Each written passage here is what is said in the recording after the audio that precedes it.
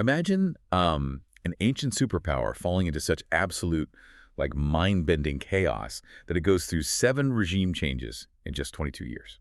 Right, which is just unheard of. I mean, the scale of that collapse is hard to overstate. Oh, absolutely. We're talking about a period of relentless, grinding civil war, right? Mhm. A political landscape so toxic it involves, mutilated emperors, horrific assassinations, and these massive foreign invasions that push the state to the absolute brink of extinction. Yeah, and usually when a state that has been the bedrock of regional civilization experiences that level of concentrated, violent instability, history tells us it shatters into pieces, I and don't it know. never recovers. But this one doesn't shatter. So today we are taking a deep dive into the Byzantine Empire's infamous 20 Years Anarchy, which stretches from 695 to 717 CE. A very messy 2 decades. Oh, incredibly messy. Our mission is to figure out the mechanics of how the empire actually slipped into this nightmare. The underlying structures driving the chaos and those profound world-altering consequences that followed. And to unravel all of this, we're pulling from a really fascinating stack of sources today. We've got historical encyclopedias,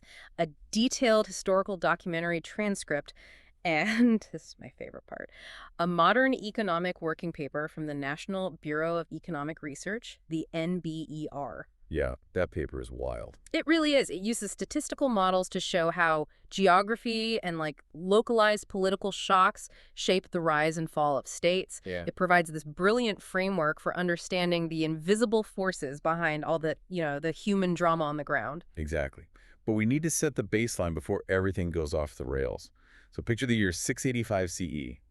The Byzantine Empire is finally catching its breath after massive wars with the Sasanian Persian Empire and the explosive rise of the Arab Caliphate. Right. So things are delicate, but the borders are holding. Yeah, holding for now. And then a 16-year-old named Justinian II takes the throne. I mean, that name alone is a heavy burden, right? He carries the namesake of Justinian the Great, the emperor who built the Hagia Sophia, the guy who reconquered Rome. No pressure at all. Seriously. So this teenager steps into power with this desperate, almost pathological desire to force the empire back to that ancient glory, regardless of the cost. Okay, let's unpack this. Because from everything in the sources, Justinian II is essentially the architect of his own nightmare here. Oh, 100%. I mean, he was undeniably brilliant, right? He had serious military acumen, he understood statecraft. Yeah. But he also had this monstrous streak of cruelty and, zero tolerance for setbacks. None. He wanted results yesterday. Right. And to fund his lavish building projects and endless wars, he essentially waged economic warfare on his own population. He completely alienated the aristocracy by aggressively tearing up their huge estates to create a new class of smallholder farmers. Which, might sound progressive, but then he simultaneously alienated all the common people with these rapacious, unyielding taxes. Right. I kept thinking of him like a modern tech CEO who takes over a legacy company, tries to pivot the entire business model in one quarter, forces everyone into 80-hour work weeks, completely alienates the board of directors, and then is genuinely shocked when he's ousted in a hostile takeover. That's a perfect analogy, except, the hostility in this case was heavily armed. He fundamentally misunderstood the balancing act of ancient power. How so? Well, an emperor can occasionally upset the wealthy elites, right? But only if the commoners and the military are well-fed and loyal. Or, conversely, an emperor can squeeze the commoners as long as the elites are supplying a powerful army to protect the throne. You can't squeeze everyone at once. Exactly. Justinian tried to extract maximum resources from both groups at the exact same time, and the breaking point arrived in 691 CE. The Slavic troops, right. Yeah. So Justinian had forcibly resettled this massive population of Slavic people into Anatolia, which is modern-day Turkey, specifically to draft them as a new militia. Because he's constantly desperate for soldiers. Right. But during a critical battle against the Arabs, these newly settled, deeply resentful Slavic troops, they just abandon the field. The defection leads to a completely disastrous Byzantine defeat. And Justinian absolutely loses his mind. The sources say he reacted with this blind fury, just brutally punishing his own commanders for the failure of his own flawed strategy. Classic bad boss behavior. Right. He throws a highly respected general named Leontius into prison. And by 695, the people of Constantinople and the military have just reached their limit. Leontius is freed by his supporters, storms the Hagia Sophia, and seizes the throne. And what follows is a uniquely Byzantine tradition regarding the transition of power. because when they overthrow Justinian, they deliberately choose not to kill him. Which seems like a huge mistake. It does to us. But Byzantine imperial ideology held that the emperor was God's viceroy on earth. Therefore, the emperor's physical body had to reflect divine perfection. So a man with a severe physical mutilation was theoretically disqualified from ever holding the throne again. So to make sure he can never rule again, they hold him down, and this is just gruesome. They cut off his nose. Yeah. They literally sever it, earning him the historical nickname Rhinomatos, which means the slit-nosed.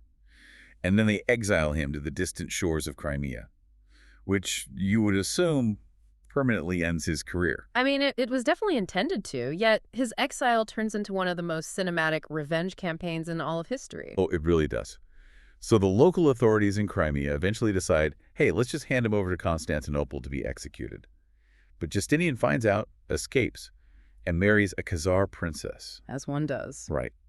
And when his new brother-in-law is bribed to send assassins after him, Justinian invites the two assassins to his tent one by one and literally strangles them to death with his bare hands. Which is just terrifying. He's wild. He then crosses the Black Sea, forms an alliance with the Bulgar Khan, Tervel, and promises him the title of Caesar in exchange for an army. Meanwhile, the empire he left behind is already eating itself, because Leontius, the guy who deposed him, proves to be disastrously incompetent.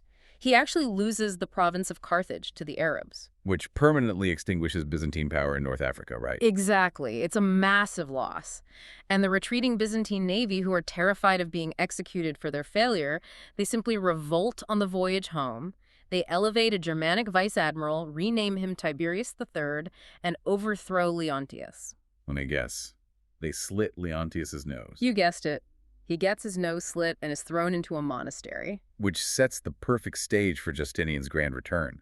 In 705, the slit-nosed ghost shows up outside the impenetrable walls of Constantinople with his Bulgar army. And the defenders just mock him from the ramparts for 3 days. Right, because the walls are huge. But Justinian and a small crew of loyalists find this forgotten, dried-up water aqueduct.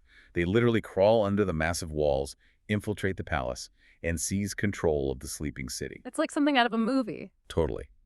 But the bloodletting that follows is horrific.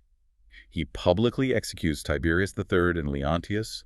He blinds the patriarch of the church and begins a systematic purge of the entire military officer class. And you know, what's fascinating here is that if we look past the visceral human drama, all the revenge and assassinations, the Greek historical sources reveal a profound structural shift driving this chaos. So it wasn't just like a clash of angry personalities. No, not at all. For centuries, the traditional power brokers in the empire were the Senate and the urban political factions in the capital.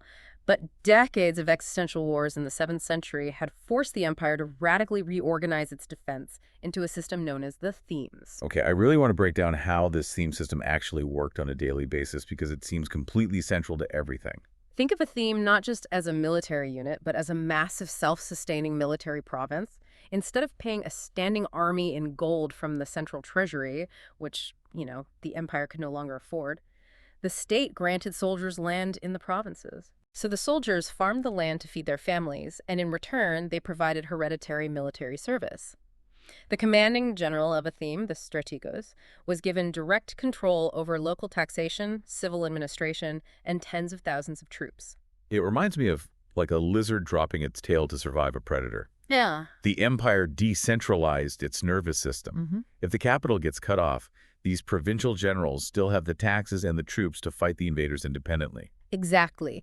They don't need to wait for orders or gold from Constantinople. That independence saved the empire from immediate conquest, but it also stripped the Senate of its influence.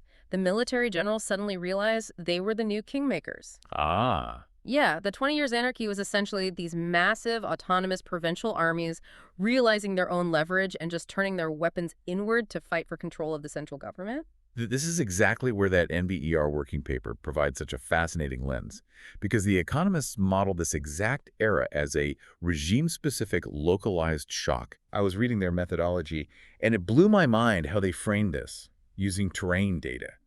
They basically use algorithms to map the ruggedness of a region's geography to understand the physical cost of rebellion. It's a really clever approach. The economic modeling shows that in Western Europe, Geographical fragmentation like massive mountain ranges, deep valleys, jagged coastlines meant that when a political shock hit the central leadership, the state tended to permanently splinter. Because the natural geography provided defensible borders for breakaway kingdoms. Exactly. The probability of permanent secession in those areas was incredibly high. So if a king in France or Spain gets overthrown, a powerful duke behind a mountain range just declares independence, and you suddenly have two separate countries? But Byzantium doesn't do that. No, they don't. The paper highlights that the structural organization of the Byzantine state, combined with the relatively cohesive geography of the Anatolian plateau, kept the empire whole. Even though they kept chopping off the heads of their state. Right. The Roman bureaucratic machinery, the standardized taxation systems, and that theme structure itself were so deeply entrenched that the factions didn't want to secede. Seceding meant losing access to the legitimate wealth and prestige of the Roman state. They all wanted to capture the center, not break away from it. But wait, I have to push back on the logic of these generals for a second. If this theme system was designed to fight off the Arabs and the Bulgars, and these generals command all these resources, why are they marching on Constantinople to depose emperors while foreign armies are literally burning their provincial crops? That is the big question, and it comes down to a ruthless calculus of incentives. The generals calculated that capturing the imperial throne, gaining control of the central treasury, the capital's massive defenses, and the ultimate political legitimacy offered a far higher reward than simply winning a border skirmish. Wow. Yeah, internal politics blinded them to external threats because the prize of absolute power outweighed the localized damage of border raids. Which creates situations that are frankly absurd. I mean, Justinian II gets overthrown again in 711, and this time they make sure he doesn't come back. They just behead him. No more slit noses. Right. So the army puts a man named Philippicus in charge. And instead of addressing the foreign armies massing on the borders, Philippicus immediately revives something called monothelitism, which is this obscure religious doctrine, and starts a massive theological fight with the Pope. It seems baffling to us today, I know, but in the 8th century, theology was statecraft. Right. They didn't separate the two. Not at all. Monothelitism was a highly controversial doctrine, asserting that Jesus Christ had only one will, rather than distinct human and divine wills. To an emperor like Philippicus, establishing a single unified religious doctrine across the empire was seen as the only way to secure God's favor. So he thinks a theological victory is a military victory. In their worldview, yes. If the state's theology was fractured, God would abandon their armies. So he risks his throne over it and loses. He's overthrown and blinded. And then the troops put in a new emperor, Anastasius II, who actually tries to prepare the capital for an Arab invasion, but his own soldiers mutiny because they resent his strict discipline. They just can't get out of their own way. Seriously. So the mutinous troops need a figurehead to legitimize their rebellion, right? And in 715, they grab a low-level provincial tax collector named Theodosius. And the sources recount that Theodosius was so terrified of the nomination that he literally fled into the mountains and hid. Smart man. Very smart. He understood that sitting on that throne was essentially a death sentence. But the soldiers hunted him down, dragged him out of the hills, and forcibly crowned him Emperor Theodosius III. Which is just a tax collector hiding in the mountains leaves a massive vacuum of competence, right? Just as the ultimate external threat arrives. Because it is now 717 CE, the Umayyad Caliphate has been watching this 20-year circus, and they sense the empire is finally bleeding out. It's the perfect time to strike. Exactly. They launch an apocalyptic offensive. They aren't looking to raid. They want to conquer Constantinople and permanently erase the Roman Empire from the map. They bring an estimated 80,000 men and an armada of 1,800 ships. The empire is facing total annihilation. But out in the eastern provinces, there's a brilliant general named Leo commanding the Anatolicum theme. And Leo engages in this masterful game of geopolitical deception. Here's where it gets really interesting. It really does. He initiates secret negotiations with the invading Arab commanders, heavily implying that if they support his bid to usurp the throne from the terrified tax collector, he will submit the empire to the caliphate once he's crowned. And the Arabs actually slow their advance to let Leo maneuver, because they assume they're installing a puppet who will just hand them the keys to the city. Right, they think they've already won. But Leo marches into Constantinople, forces Theodosius to abdicate, and immediately crowns himself Emperor Leo III. And the moment the crown is on his head, he locks down the capital, secures the massive Theodosian walls, and completely double-crosses the invaders. The ensuing siege of Constantinople lasts for a full year, from 717 to 718. And this is the moment where that decentralized theme system, the very engine that drove 2 decades of civil war, proves its ultimate worth. How so? Well, because the provinces were accustomed to operating independently, they didn't immediately collapse just because the capital was surrounded. Meanwhile, inside the city, Leo utilizes the Byzantines' most terrifying asset, Greek fire. Okay, I always hear about Greek fire, but how did they actually deploy it? I mean, it wasn't just arrows wrapped in oily rags, right? Oh, not at all. It was a highly classified petroleum-based incendiary liquid. The Byzantines developed this sophisticated delivery system using pressurized bronze siphons mounted on the prows of their ships. Oh, siphons? Yeah, they literally pumped this liquid fire onto the enemy fleet. And the crucial detail is that Greek fire ignited upon contact with water, and it could not be easily extinguished. That is terrifying. It caused absolute psychological and physical devastation among the Arab armada. Basically, medieval napalm pumped through fire hoses. Oh. And you combine that with an unusually brutal winter that traps the besieging army in freezing temperatures, leading to massive starvation and disease. Nature was on Leo's side, too. Yeah. And finally, Leo's diplomacy pays off when the Bulgar Khan Tervel marches down and attacks the weakened Arab forces from the rear. The siege is broken.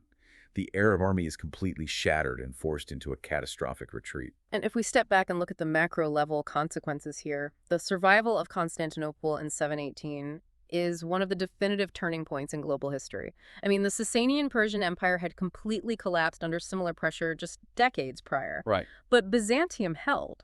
That robust military organization and inherited bureaucratic infrastructure provided a foundation strong enough to withstand a shock that honestly should have ended their civilization. But surviving a near-death experience of that magnitude leaves deep psychological scars.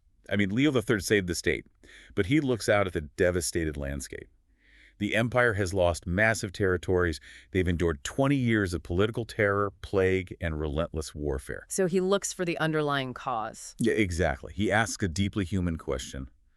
Why is God punishing us? It's the ultimate search for causality. Because if your fundamental worldview is that your empire is God's chosen kingdom on earth, then a century of continuous catastrophic losses implies that the empire has deeply offended the divine. And he observes his Islamic adversaries, who strictly forbid religious imagery, winning massive territorial victories. And then he looks at his own capital, where the churches and streets are just plastered with venerated icons of Jesus, Mary, and the saints. Right. He connects those dots and concludes the empire is practicing idolatry. He believes they're actively violating the biblical commandment against graven images. So in 730 CE, Leo officially decrees that all religious images must be destroyed. This policy is known as iconoclasm, the breaking of images. Now, looking at the historical record, we have to navigate competing internal logics carefully here to stay totally impartial. To the Pope in Rome and the theologians who opposed Leo, icons were not idols. Okay, what was their argument? Their logic was based on the incarnation because God chose to become physical flesh in the form of Jesus, depicting that physical form was simply a validation of his humanity. That makes sense. But to Leo, relying on older biblical texts, the physical representation of the divine was a corruption, one that was actively drawing God's wrath down upon his armies. And the reality of enforcing this was incredibly visceral. Leo orders his soldiers to climb up and smash the massive golden image of Christ that hangs directly above the chalk gate, which is the main ceremonial entrance to the imperial palace. And the population is horrified. Oh, riots erupt in the streets. People who have prayed to these physical images for generations are suddenly told by their savior emperor that their faith is treasonous. And this raises an important question about the geopolitical fallout of this internal theological shift, because it was staggering. The Pope in Rome vehemently rejects the decree, arguing that an emperor has no right to dictate church dogma. And Leo does not take that well. No, he doesn't.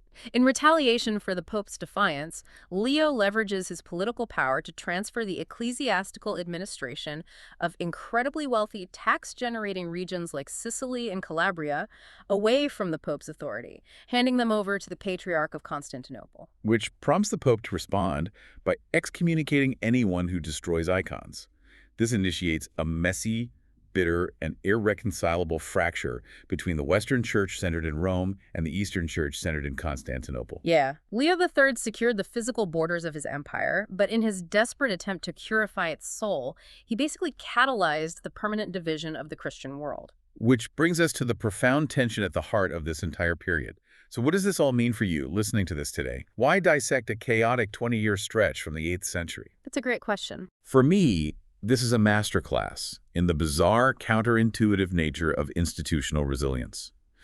The story of the 20 Years Anarchy demonstrates that sometimes the exact same systems that generate massive internal friction and chaos, like a highly independent, decentralized network of power, are the very mechanisms that prevent total external collapse. It completely challenges how we think about stability versus survival. It really does. And drawing from the NBER working paper, there's one final, rather provocative concept to leave you with.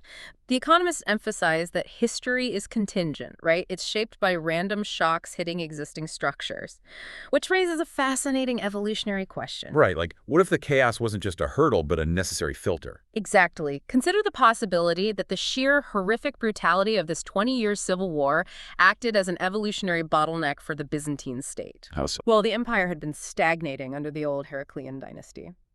But this two-decade furnace of internal carnage forcefully eradicated administrative complacency.